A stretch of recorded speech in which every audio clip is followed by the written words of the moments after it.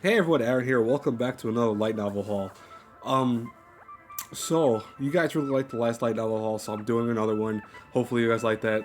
By this coming out, this is probably I'm gonna be honest with you, probably not gonna be a very long video, only because I only got like four things of light novels, and I'll be honest with you, also it's because I'm like half asleep.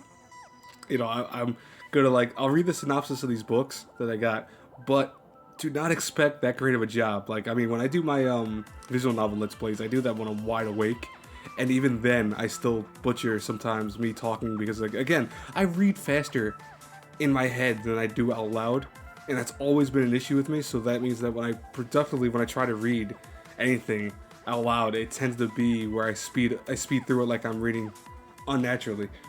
It's I it's weird, guys. I know it's weird. Anyways, though, one of these I'm really excited for. The other two I'm also very excited for. One of them, I don't know how I feel about it, but I got it because I just was curious about it. I judged it by its cover, actually.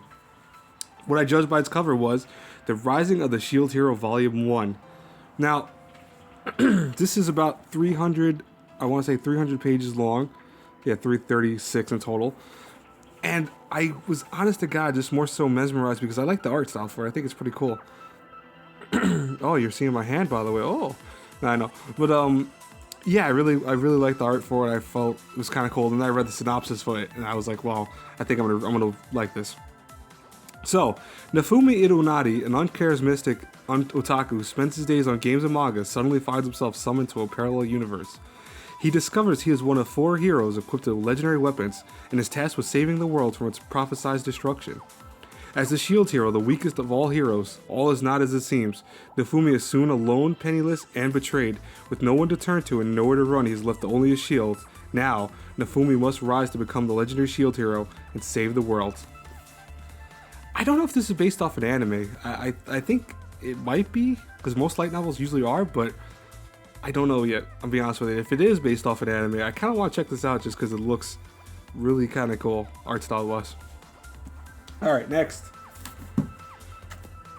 So this is based off an anime. I know. I actually watched. As of right now, I probably either am done or close to done with watching the series. Mekasudi Actors, which is a weird show, but it's awesome.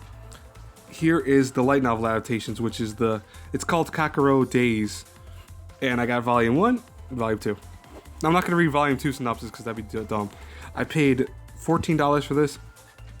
All right, and here is what's the synopsis. Shintaro Kisaragi is about to have a terrible day. After 2 years of being unemployed shut-in, Shintaro Kisaragi is forced out of his room and into the wide, uncaring world by a disastrous series of events involving his computer's keyboard and a bottle of soda.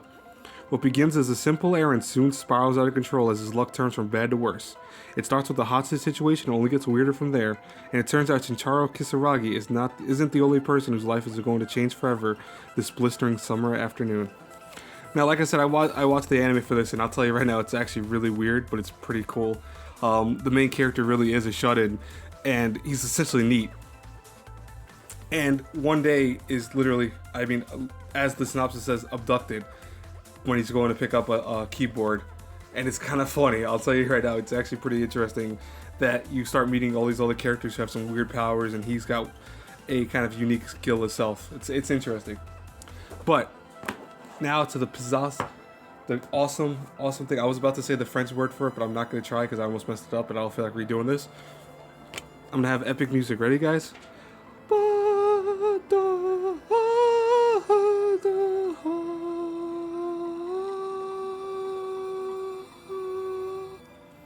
Kizumonogatari Wound Tale. I am so happy with this, guys. You have no idea. If you guys don't know, I am a huge Bakemonogatari fan. I'll let you guys look at that. And this is not technically a light novel, guys. Like, I mean, it is a light novel in the sense of what it sounds like, but it's also not, because here's one of the main differences. Light novels typically, let me see if I can get to a page of it, yeah. Light novels typically have animations or, like little art styles things in them. All these do have it. I mean, this one has it too somewhere. This one has it too, like that right there, see? All of those have that. Wound Tale, or Kizumonogatari, does not. It is actually a novel. And I am so happy with this. You have no idea how happy I am with this. Now, I'll be honest with you. When I tried reading this before, it's not that it's a problem reading it. It's just that the red I think lettering or the red background plus me reading at the same time is kind of weird. So I'm gonna butcher this pretty bad. I'll tell you guys right now.